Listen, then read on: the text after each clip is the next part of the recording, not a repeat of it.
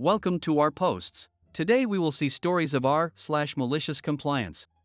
Interviewer accuses me of parking in the handicap spot and tells me to prove it. A few years ago, while I was in school and job hunting, I got an interview at a company for office work. Filing, answering phones, setting appointments, etc. I was looking forward to getting an office job instead of retail or fast food. The building had big window walls that overlooked the parking lot so you could see cars pulling in and parking. I pull into the lot and park my car. I get out and walk into the office. Now as I'm walking in, I note that there is a car parked in the handicap space in the front of the office. This car looks just like mine, I should note. So I walk in and I'm greeted by the manager, who kind of gives me a scowling look. It made me uneasy a little as we walked back to his office. We sit down and he is asking me questions in a bit of a clipped tone. He seems annoyed by my answers and I don't understand what's going on at this point. Finally he says, "Do you always park in handicapped spaces?" I'm confused, so I ask him what he means. He goes on a rant about how entitled I am for parking in the handicap spot at a potential place of employment, and I'm just getting more lost.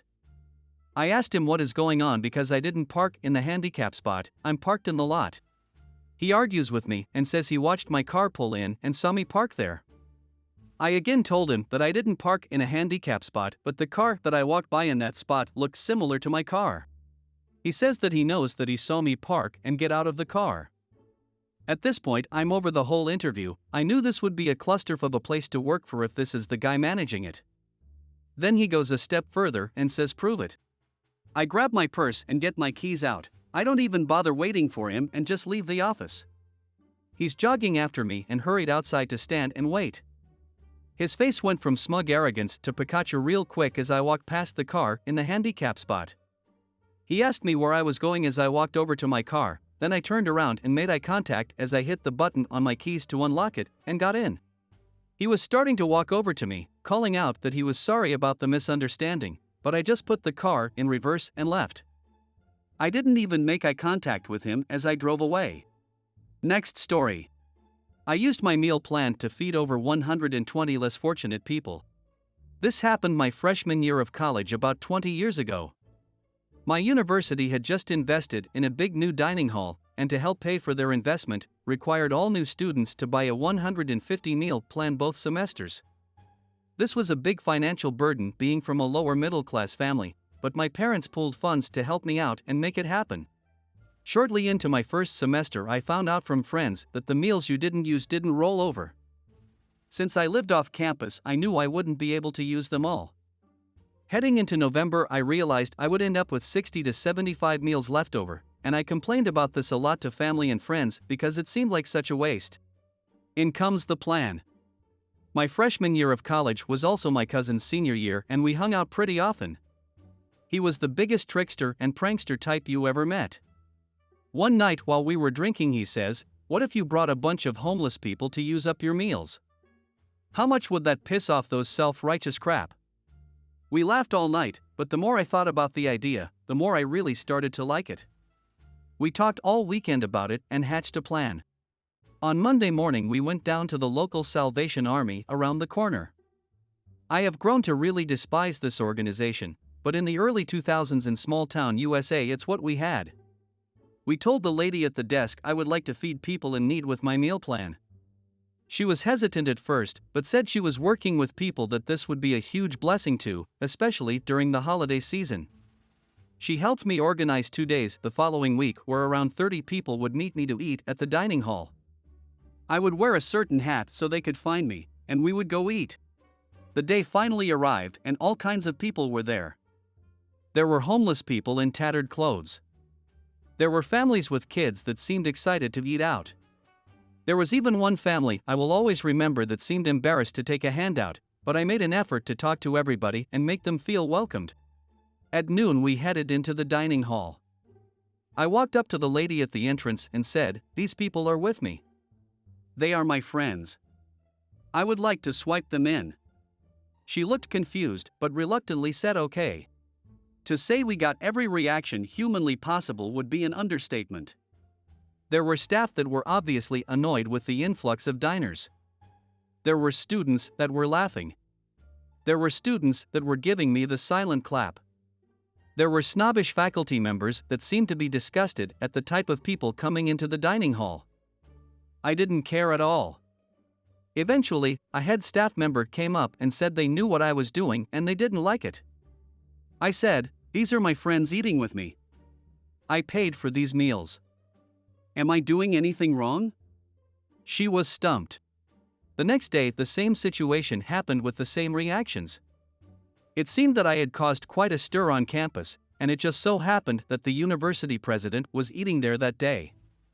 She came up to me and said even though she would ask that I not tell my friends to do the same thing with their meals as the staff couldn't handle the influx of diners, she was proud that her students had the heart to do something for others like that. The following semester I did the exact same thing. I even used my meals sparingly so I could bring more people. The one memory that will always stick out in my head is the family with the little kids so excited to go to the pizza bar and soft-serve ice cream machine giggling the whole time. To this day, it's still one of the proudest moments of my life.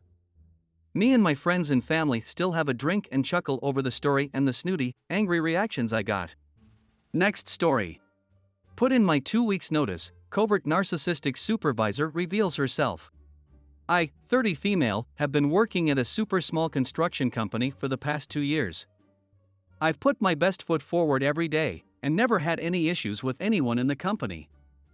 As of 3 months ago, they moved me from an infield coordinator to an accounting position. It was an emergency move as one of the employees stole $80K from the company and they needed an immediate replacement. My new supervisor, we'll call her Mary, 34 female, was always super kind to me and we became pretty good in-work friends. While these past couple months have been hell, I hate the new position, and to be fair, I'm not very good at it. So I found a new position and I've been keeping it a secret for a while. I let the owner know first and he was very kind and receptive to it. The issue started when Mary got word of it. She immediately cornered me and started going on this rant saying things like, "Why didn't you tell me? You're being incredibly unfair and selfish. I can't believe you would do this to us, this is unacceptable. Don't ask me for a referral because you are not getting one from me, etc." I politely told her that the opportunity was something I simply couldn't pass up. She then went to the owner and asked for any details I might have given to him about the new company and new position, I believe to try to sabotage me leaving, and thankfully I hadn't discussed any details about it with anyone. It was awkward after that, but I didn't think anything of it. The next day, when things took a turn for the worst, Mary decided to be petty and removed all of my authorizations to any accounts I had so I couldn't perform any of my daily tasks. I didn't want to leave on a sour note, so I brought it up to the owner as Mary was out of office that day. He reauthorized my accounts and I continued to work. Mary was back the following day and was completely livid that I had went around her and talked directly to the owner. Her actions towards me would only get worse from here on out. The next day, I came in to notice that my desk was moved and my computer access was taken away yet again. Cue the malicious compliance. Since I couldn't do any of my daily tasks, and really didn't feel like dealing with a screaming Mary, I was on Reddit for basically the whole day. At the end of the day, Mary came into my new back storage office and said, "Busy day today?" I know mine was. I just smiled and said, "Yep." Exhausting.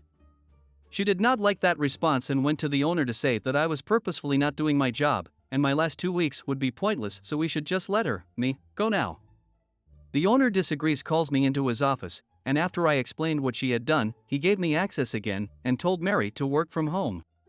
Another day goes by. It's extremely peaceful now that Mary is working remote, but unfortunately this does not mean my day was getting any easier.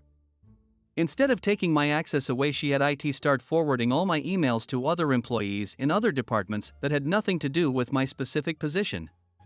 At this point, I only had 3 days left, and so I just took it as okay, this sucks for them, but it's on Mary's head if anyone has any questions.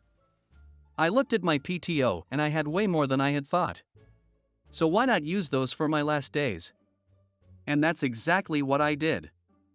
I was originally supposed to let all vendors know and start forwarding them off to the appropriate people and interview second-round candidates for my position, but not anymore. The owner was completely okay with it and understood that Mary was being toxic and that he would have a talk with her about her attitude and position if this continues. Now with my last 2 days, and me being on PTO, I finally thought I was safe from Mary. But lo and behold, she was still holding a massive grudge, as if me leaving my position was a personal attack on her. She called me at 4:30 in the morning, and left me a voicemail saying our company was having an accounting emergency and I need to come in immediately. I called her back about 4 hours later, which she was fuming about, and went on a massive rant about how I'm extremely entitled, I will never get anywhere with my attitude, she's embarrassed for our company to say that I ever worked here, that if she ever finds out where I will be working she will make sure that I'm fired and will never get a job in this town again. I laughed at her, and she went ballistic like when you take a 4-year-old's toy away. Screaming so loud her voice was shaking, saying silly things like I have no respect for her or the company and that I will rot in hell. I hung up on her once she started bringing my family into things. I called the owner and explained to him what happened, which he wasn't shocked about, and had told me that when she came in that morning she was going on a rampage like the Tasmanian devil. After finding out why she was freaking out, he promptly fired her. I was shocked since this was such a small company and he definitely needed her. I had heard from another coworker that she ended up destroying a bunch of company property on her way out and now she's facing a lawsuit due to the damages. So thankful she revealed her true self to everyone and that I'm far, far away from that company and her. Next story. You want proof that my fiancé is sick? You got it. I'm 25 female, am engaged to my fiancé Joey, 26 male. He recently had surgery on his leg and hip, but there were complications, and he has been sick and weak since. We try not to ask for help, but this has put a big financial strain on us, to the point where we've spent our wedding savings on his recovery. We are fine with this, because if we need to have a courthouse wedding, we're cool with it. We just want him to be healthy. But we did set up a temporary donation page to help with some of the expenses. A friend of mine, Carla, 25 female, donated $10 about a month ago, and I reached out to her to thank her. Last week we posted an update, not asking for more money, but just to let people know that Joey has had another setback and the doctors are creating an all-new treatment plan for him. Carla commented publicly and said the following: I'm beginning to question if he has actually been sick this long or if y'all are just trying to get more money for your wedding. Who takes this long to recover from surgery, especially when you're an athlete? I said, I am very offended and appalled that you would accuse us of faking anything. Maybe you're just having a bad day or a moment of bad judgment, but how shamefully low of you. She replied, I want my donation back unless you can show proof that he's sick. In a hospital bed or sitting in a doctor's office, anything? I sent her $10 to get her off our backs, but I also sent her a video, with Joey's approval, the proof she asked for. One of the concerns Joey has had is that he will get severely nauseous if he eats protein, which is what he's supposed to be doing, and when he overexerts himself, which he does sometimes. I sent her a video of him dry heaving into an emesis bag in the middle of PT. Now, one of his doctors asked us to record his PT so they can see the progression of him not feeling well to hopefully make some adjustments, so I didn't take this video just to send to Carla, but to me it seemed like solid proof since she was asking for it. She said, what the hell? I have emetophobia, I didn't know this, and this just triggered me so bad. I hope you're happy with yourself, I feel like I've been traumatized.